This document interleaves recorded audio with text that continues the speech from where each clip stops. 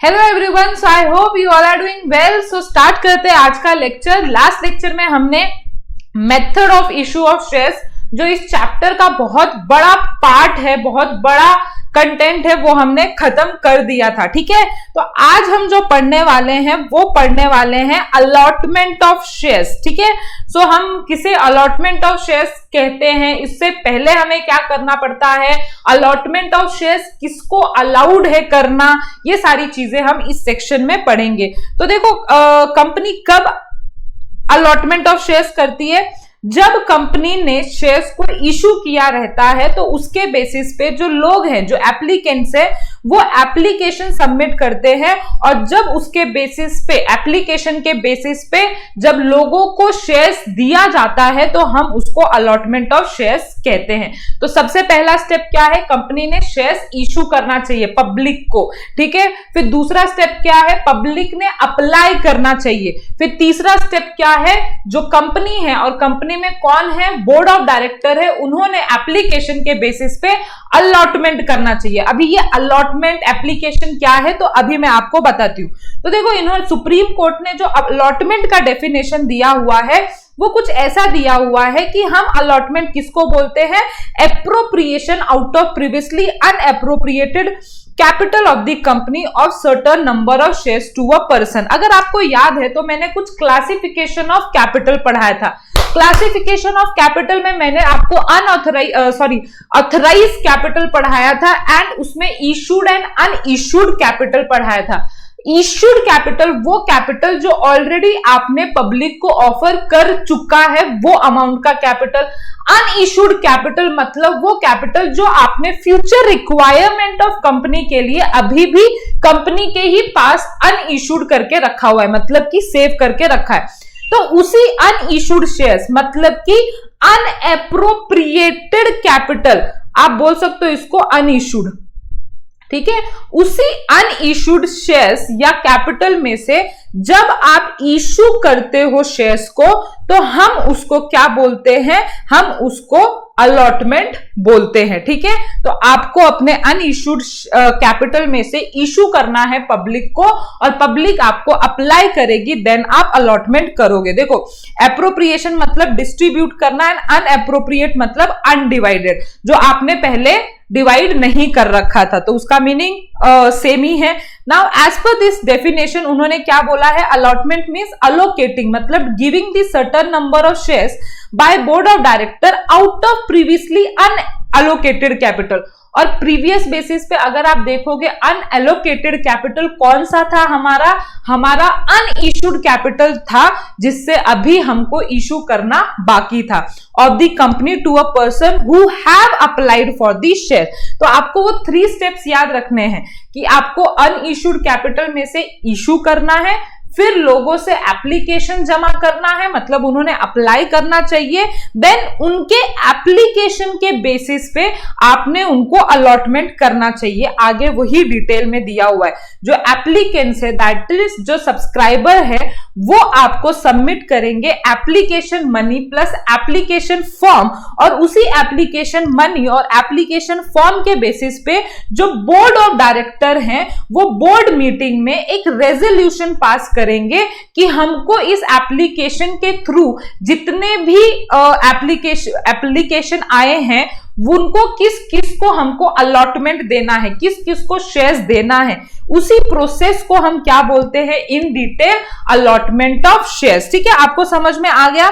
Now किसको power होती है अलॉटमेंट की, तो बोर्ड ऑफ डायरेक्टर, ये याद रखना। कोई और कंपनी में ये पावर बोर्ड ऑफ डायरेक्टर से नहीं ले सकता। किसको पावर रहती है, बोर्ड ऑफ डायरेक्टर को इसकी खुलेआम पावर रहती है, मतलब जो कंपनी के डायरेक्टर रहते हैं वो ही अलॉटमेंट कर सकते हैं।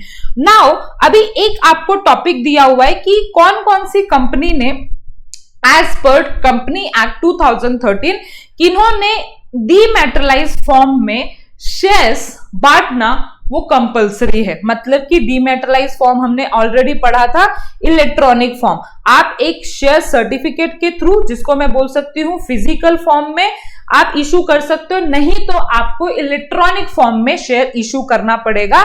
उसी को हम क्या बोलते हैं, डीमैटेरियलाइज फॉर्म।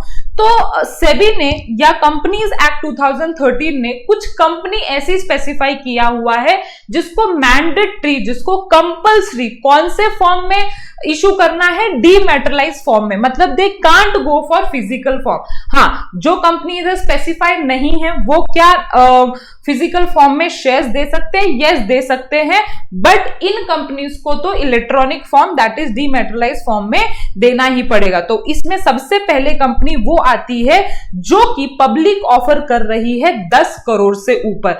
अगर आपका जो पब्लिक इशू है, अगर आप पब्लिक को जो शेयर इशू कर रहे हो वो अगर 10 करोड़ से ऊपर की वैल्यू रखता है तो आपको कंपल्सरी डीमैटेरियलाइज फॉर्म में शेयर्स इशू करना है। दूसरे कंपनी कौन से हैं, ऐसे अनलिस्टेड पब्लिक कंपनी जो अपना इशू 10 सितंबर 2018 के बाद इशू कर रहे हैं, तो आपको कंपल्सरी क्या करना है, आपको कंपल्सरी डीमैटेरियलाइज फॉर्म में करना है।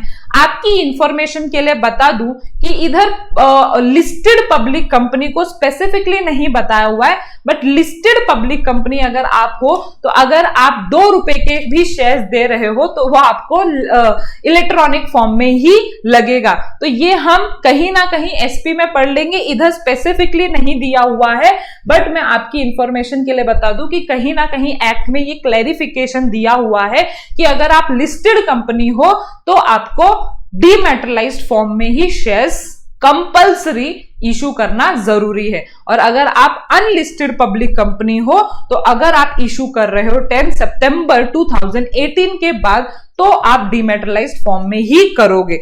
मतलब ही इससे हम ओवरऑल एक चीज ब्रीफली समझ सकते हैं कि अगर आप प्राइवेट कंपनी हो तो it is not mandatory for you to issue shares in electronic form. समझा कैसे? क्योंकि इधर पब्लिक कंपनी की बात की हुई है एंड वो भी अनलिस्टेड। हाँ, एक कंडीशन है कि अगर आप प्राइवेट कंपनी हो और आप 10 करोड़ से ऊपर का 10 करोड़ ऊपर की वैल्यू का इशू कर रहे हो, even if you are a private company, तो आपको फिर कंपल्सरी इस एक कंडीशन में आप आ जाते हो, फंस जाते हो और आपको डीमैटेरियलाइज फॉर्म के शेयर्स में ही पब्लिक इशू करना पड़ेगा। समझा ना? थर्ड वाला पॉइंट ऐसा दिया हुआ है कि ऐसे क्लास और अदर क्लास जो government time to time specify कर सकती है कि हमको आपको डीमैटेरियलाइज फॉर्म में ही शेयर्स बांटना पड़ेगा, या व्हाटएवर टाइम टू टाइम ऐसे नोटिफिकेशंस के साथ अगर कोई क्लास स्पेसिफाई होते हैं तो उनको भी डीमैटेरियलाइज फॉर्म में करना पड़ेगा। तो ये इतना इंपॉर्टेंट नहीं है, जस्ट फॉर योर इंफॉर्मेशन कि कौन सी कंपनी नहीं डीमैटेरियलाइज फॉर्म में कर सकती है, डीमैटेरियलाइज फॉर्म में नहीं करेगी। ठीक है, सो ये सारी चीजें थी। Any other company can issue share in any other form. All the companies have a freedom to convert shares into dematerialized form.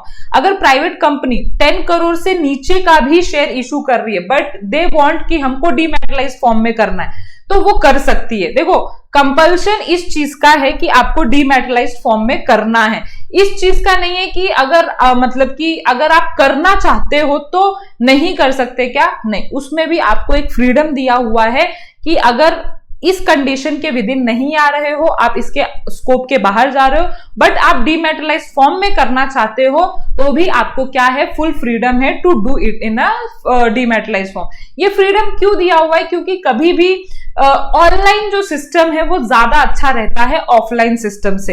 As you know, banking system हो या शेयर्स का सिस्टम हो, virtual method is better than offline, क्योंकि offline में fraud, scam होने के ज्यादा chances है, ऑनलाइन में हो सकते हैं बट उधर हम तुरंत पकड़ भी सकते हैं ऑनलाइन सारी टेक्नोलॉजी, जो अपनी आज की टेक्नोलॉजी है उसके थ्रू। ओके, नाउ अपना जो नेक्स्ट टॉपिक है वो थोड़ा सा बड़ा टॉपिक है जो कि बोलता है प्रोविजन और condition for allotment of shares. तो हम इस टॉपिक में 2 प्रोविजंस पढ़ने वाले हैं, एक स्टैट्यूटरी प्रोविजंस और दूसरा जनरल प्रोविजन। अभी ये प्रोविजंस को 2 भागों में क्यों डिवाइड किया है? तो स्टैट्यूटरी प्रोविजन मतलब जो लॉ ने आपको कंपल्सरी बोला है कि ये तो होना ही चाहिए। जनरल प्रोविजंस नहीं है, जनरल प्रिंसिपल जो आपको फॉलो करना है जब आप अलॉटमेंट ऑफ शेयर्स करोगे। ठीक है, तो ये एक्ट के थ्रू कुछ प्रोविजंस दिए हुए हैं और ये आपको कुछ रूल्स दिए हुए हैं जो आपको फॉलो करने हैं। ये जनरल प्रिंसिपल है और ये स्टैट्यूटरी प्रोविजंस है। ओके, नाउ सबसे पहले हम स्टैट्यूटरी प्रोविजंस पे जाते हैं। सबसे पहला स्टैट्यूटरी प्रोविजंस ये बोलता है कि जब भी आप अलॉटमेंट ऑफ शेयर्स करोगे पब्लिक को, तो आपको सबसे पहला जो काम करना है वो करना है रजिस्ट्रेशन ऑफ प्रोस्पेक्टस। अब ये देखो, आपने एक कंपनी रजिस्ट्रार करके नाम सुना होगा, अगर आपको 11th में एसपी होगा। ये कौन होता है? जहां पे हम कंपनी को रजिस्टर करते हैं। इनफैक्ट ये कंपनी का पूरा अन्नदाता है जो कंपनी को रजिस्टर करता है, कंपनी को वाइंड अप करने का प्रोसीजर, सारी चीजें इसके हाथ में रहती है। तो अगर आपको पब्लिक इशू करना है, ठीक है, पब्लिक ऑफर करना है, तो सबसे पहले तो आपको प्रोस्पेक्टस जो आपने बनाया, प्रोस्पेक्टस मैंने ऑलरेडी डिस्कस कर लिया था आपके साथ, जो आपने प्रोस्पेक्टस बनाया है उसको कहां पे फाइल करना है? रजिस्ट्रार ऑफ कंपनी के वहां पे फाइल करना है। कितने दिन पहले? On or before the date of its publication. कहने का मतलब है पब्लिक को जाने से पहले आपका एक काम पूरा हो जाना चाहिए, दैट इज प्रोस्पेक्टस का रजिस्ट्रेशन। किसके पास? कंपनी रजिस्ट्रार के पास। वो चीज पहले प्रायर बेसिस पे होनी चाहिए। पब्लिक को गया और आपने अभी तक रजिस्ट्रेशन ऑफ प्रोस्पेक्टस नहीं करवाया तो ये गुनाह है, ठीक है, एज पर कंपनीज एक्ट 2013। और वो जो प्रोस्पेक्टस है वो सारे डायरेक्टर से साइंड चाहिए और एडवोकेट रहेगा या अदर कोई डायरेक्टर रहेगा। अगर वो जो भी अगर एक आधा डायरेक्टर प्रेजेंट नहीं है तो ऑथराइज्ड एडवोकेट ने उसके बदले साइन करना चाहिए। तो ऐसे पूरी तरह से अगर आप प्रोसीजर करते हो तभी आप क्या कर सकते हो? रजिस्ट्रेशन का प्रोस्पेक्टस का पब्लिकेशन, दैट इज पब्लिक के सामने रख सकते हो prospector, otherwise it is not allowed. ठीक है, तो सबसे पहला स्टेप अपने को समझ में आ गया स्टैट्यूटरी प्रोविजन में, रजिस्ट्रेशन ऑफ प्रोस्पेक्टस। नाउ दूसरा जो स्टेप है वो है application money. Application money is that amount जो आप पब्लिक एप्लीकेशन करते वक्त पैसा भरने वाले हैं, अप्लाई करते वक्त पैसा भरने वाले। देखो, दो चीज होती है, या तो कंपनी इंस्टॉलमेंट में पैसा मांगती है, मैंने आपको पहले ही बोला था, या तो कंपनी फुल पेमेंट मांग लेती है ऑन ए इनिशियल बेसिस। मतलब स्टार्ट में ही जैसे ही आप खरीद रहे हो वैसे ही कंपनी डिमांड करेगी कि we want full amount for this shares, तो आपको पे करना पड़ेगा।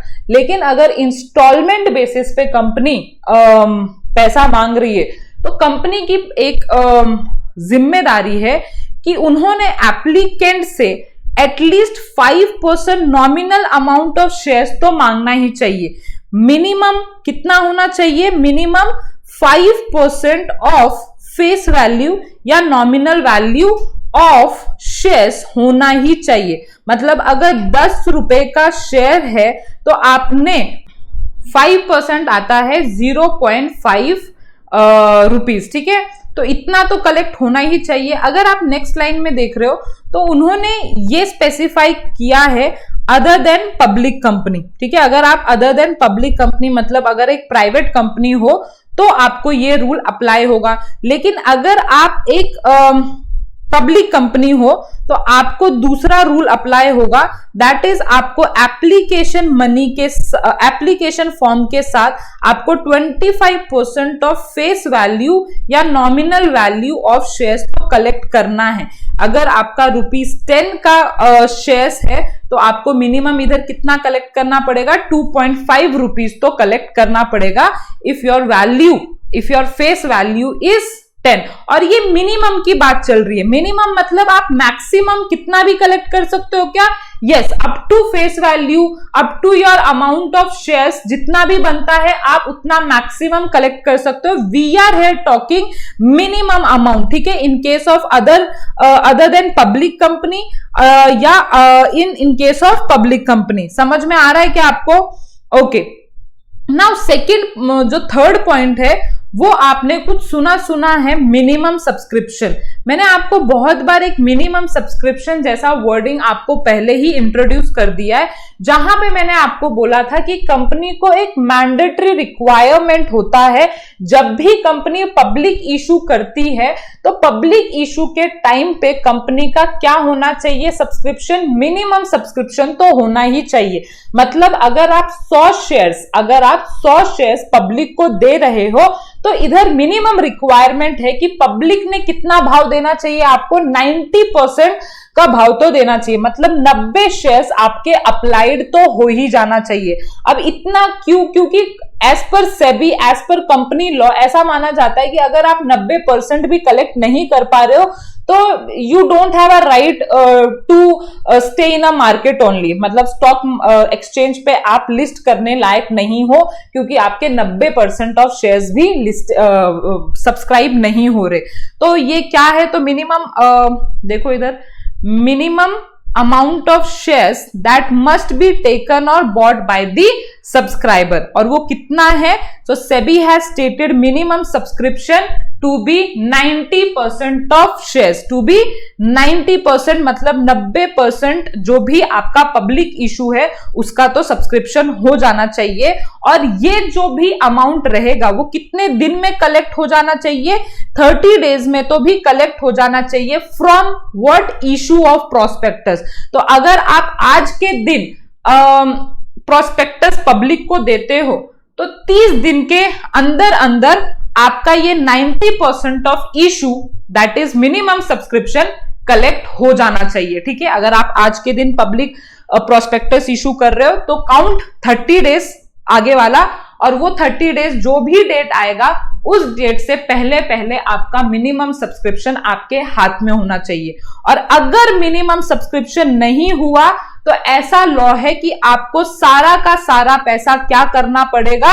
वो पब्लिक को वापस देना पड़ेगा। Usually company does not collect minimum subscription, it mean it issue has under subscribe, that is number of share applied is less than the share offered by the company. मतलब इसको अगर आप मिनिमम सब्सक्रिप्शन नहीं collect कर पाते हो तो उसको हम क्या नाम देते हैं? अंडर सब्सक्रिप्शन हुआ है आपका। ये एक्चुअली आप अकाउंट्स में भी पढ़ोगे अगर आप 12th में हो तो अंडर सब्सक्रिप्शन हुआ है और आप अलॉटमेंट नहीं कर सकते उस केस में, क्योंकि आपने जितना ऑफर किया था उससे कम एप्लीकेशन हुआ है। देखो इधर सेंटेंस लिखा हुआ है कि the number of share applied is less than the share offered by the company. Now एक कभी कभार होता है ओवर सब्सक्रिप्शन। ओवर सब्सक्रिप्शन कब होता है? जब जितना आपने ऑफर किया था उससे ज्यादा, मतलब उससे ज्यादा एप्लीकेशन आ गया। मतलब 100 शेयर्स आपने मार्केट में फ्लोट किए थे, 120 शेयर्स का रिक्वेस्ट आया, एप्लीकेशन आया, ऐसा हो सकता है? यस। तो उस केस को हम क्या बोलते हैं? ओवर सब्सक्रिप्शन बोलते हैं। तो ओवर सब्सक्रिप्शन के केस में हमको टेंशन नहीं है ना ओवर सब्सक्रिप्शन के केस में, बट टेंशन कब होता है कि हम मिनिमम सब्सक्रिप्शन भी नहीं कलेक्ट कर पा रहे। देखो, if minimum subscription is not collected तो क्या करना पड़ता है? Not collected with in specified time, the entire receive application money, जो भी हमको पैसा मिला है should be returned to subscriber if you fail to collect minimum subscription. Repeat after me, if you fail to collect minimum subscription, आपको सारा का सारा पैसा जो आपने कलेक्ट किया है less than minimum subscription should be returned to subscriber, जिस लोगों ने पैसा दिया है। और ये कितने दिन में ये प्रोसीजर हो जाना चाहिए? 15 दिन of closure of issue, 15 days. मतलब कि जब आपका इशू क्लोज हुआ था उसके 15 दिन के अंदर अंदर आपने क्या कर देना चाहिए? उनका पैसा वापस कर देना चाहिए। तो मैंने आपको एक केस बताया था कि अगर ऐसा दिक्कत आता है तो आप क्या कर सकते हो? आप अंडर राइटर को अपॉइंट कर सकते हो, अंडर राइटिंग एग्रीमेंट कर सकते हो। किसके साथ? अंडर राइटर के साथ। यूजुअली ये कौन होता है? तो बैंक होती है, फाइनेंशियल इंस्टीट्यूट होती है, म्यूचुअल फंड कंपनी हो सकती है, या एंकर इन्वेस्टर्स होती है। तो ये कोई भी अंडर राइटिंग कमीशन बेसिस पे आपकी कंपनी के ले सकता है। लेकिन उस चीज के लिए आपको प्रायर अपने प्रोस्पेक्टस में सारे डिटेल अंडरराइटर के देने पड़ते हैं कि अगर हमारा ये पब्लिक इशू मिनिमम सब्सक्रिप्शन नहीं कलेक्ट कर पाया तो हमारे अंडरराइटर का नाम ये है और हमारे सारे शेयर जो भी अनसोल्ड शेयर है, अनसब्सक्राइब्ड शेयर है, वो कौन ले लेगा? वो ये अंडरराइटर ले लेंगे। ओके, मिनिमम सब्सक्रिप्शन समझ में आया? धीरे धीरे समझो, आपको सब समझ में आ जाएगा। नाउ देखो, क्लोजिंग ऑफ सब्सक्रिप्शन लिस्ट क्या है? तो इन्होंने बोला हुआ है जो आपका सब्सक्रिप्शन डेज है वो मिनिमम 3 दिन के लिए तो ओपन रहना चाहिए और मैक्सिमम 10 डेज के लिए ओपन रहना चाहिए। 3 to 10 डेज, ठीक है। मिनिमम कितना? 3 दिन के लिए आपने अपना, और यूजली आजकल कंपनी क्या कर रही है, 3 दिन के लिए ही ओपन रख रही है, 5 दिन के लिए ओपन रखती है, 10 दिन, इतना लंबा पीरियड तो कोई कंपनी आजकल सब्सक्रिप्शन डेज नहीं दे रही है। तो वो डेज कितने होने चाहिए? At least 3 working days. Working days मतलब उसमें संडे या कोई भी नेशनल हॉलीडेज नहीं आना चाहिए, and maximum 10 working days. Okay, now basis of allotment क्या होना चाहिए? सो वो अलॉटमेंट कौन डिसाइड करता है? एक बार हमको एप्लीकेशन मिल गया, सब्सक्रिप्शन क्लोज होने के बाद, सब्सक्रिप्शन डेज क्लोज होने के बाद एक बार एप्लीकेशन मिल गया तो हम अलॉटमेंट ऑफ शेयर्स कर सकते हैं on the basis which will be decided for each category. Allotment will be as per minimum application size as fix by the company. तो ये बोर्ड ऑफ डायरेक्टर फिर अलॉटमेंट प्रोसीजर्स सेलेक्ट करती है कि किस कैटेगरी के लिए कितना उन्होंने अलॉटमेंट डिसाइड किया था, उस बेसिस पे उनको अलॉटमेंट करना है जो कि ऑलरेडी कंपनी ने प्रायर बेसिस पे डिसाइड किया था। देखो, मैंने आपको ओवर सब्सक्रिप्शन का बताया था, एक्चुअली मेरे को इधर बताना चाहिए था, बट आपको वो कंसेप्ट, मिनिमम सब्सक्रिप्शन का कंसेप्ट बताते हुए मैंने आपको बता दिया था कि अगर ओवर सब्सक्रिप्शन कौन सा केस है, अगर आपको जो एप्लीकेशन रिसीव होता है it is more than the number of shares offered by the company, मतलब कंपनी ने ऑफर किया 100 और रिसीव हुआ 120, तो क्या माना जाता है? ओवर सब्सक्रिप्शन माना जाता है। नाउ बहुत सारे बच्चे हमसे एक क्वेश्चन पूछते हैं कि मैम ओवर सब्सक्रिप्शन जो रहेगा क्या हम सारे ओवर सब्सक्रिप्शन को अलॉट कर सकते हैं? मतलब 100 अगर हमने मांगा था और 120 मिला तो क्या हम 120 का अलॉटमेंट कर सकते हैं? नहीं, अलाउड है। मैक्सिमम आप क्या कर सकते हो? ज्यादा से ज्यादा 10% ऑफ नेट ऑफर ले सकते हो। मतलब अगर 100 शेयर्स है तो इसका 10% निकालो, 10% कितना निकलता है? 10, ठीक है। तो मैक्सिमम आप ओवर सब्सक्रिप्शन का कितना ले सकते हो? 10 शेयर्स ले सकते हो, मतलब टोटल आप 110 शेयर्स अलॉट कर सकते हो अगर आपको ओवर सब्सक्रिप्शन मिला है तो, as per company rule, as per SEBI. Okay, तो 7 पॉइंट देखते हैं। 7 पॉइंट है कि जब भी आप पब्लिक ऑफर करोगे तो आपको परमिशन लेना है स्टॉक एक्सचेंज से, ठीक है। ये प्रायर बेसिस पे हो जाना चाहिए कि if you are doing a public offer so you must apply to 1 or more recognised stock exchange, मतलब वो रिकॉग्नाइज्ड स्टॉक BSE, NSE या any other regional stock exchange हो सकता है, ताकि आपके share as soon as public हो वो एप्लीकेशन के लिए चले जाओ, और जैसे ही उन्हें अलॉटमेंट मिल जाएगा तो उस दिन से उनकी जो लिस्टिंग है वो पॉसिबल हो पाएगी किसी स्टॉक एक्सचेंज पे। बट उसके लिए आपको प्रायर बेसिस पे 1-2 मतलब आप जितने भी स्टॉक एक्सचेंज पे लिस्ट करवाना चाहते हो अपने शेयर को, उस पे आपने परमिशन लेना कंपलसरी है।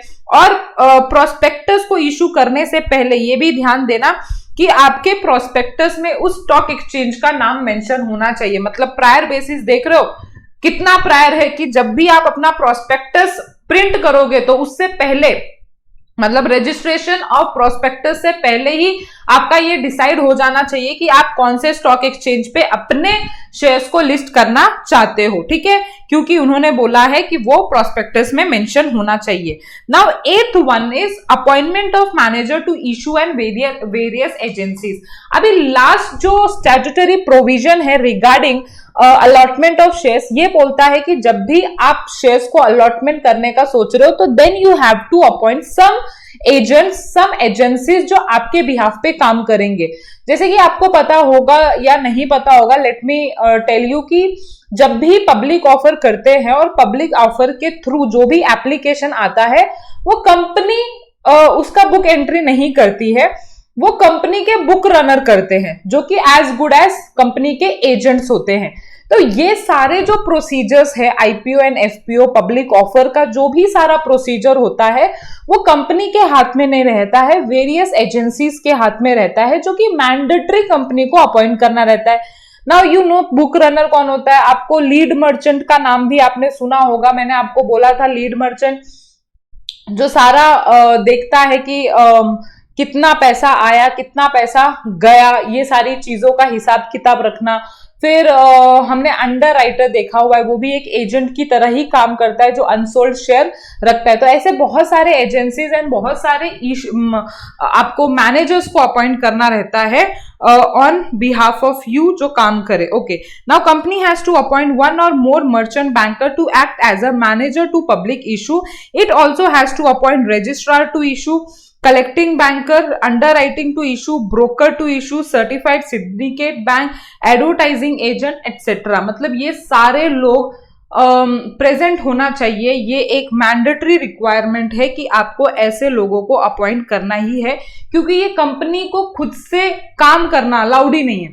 तो आपको किसी को ये काम सौंप के ही देना पड़ेगा, ऐसा कहने वाली बात है 8th पॉइंट में। ठीक है, तो आपको किन किन इंस्टीट्यूशन को अपॉइंट करना है, तो registrar, self certified syndicate bank and other bank, other लोगों का भी नाम दिया हुआ है, उतना पढ़ लेना।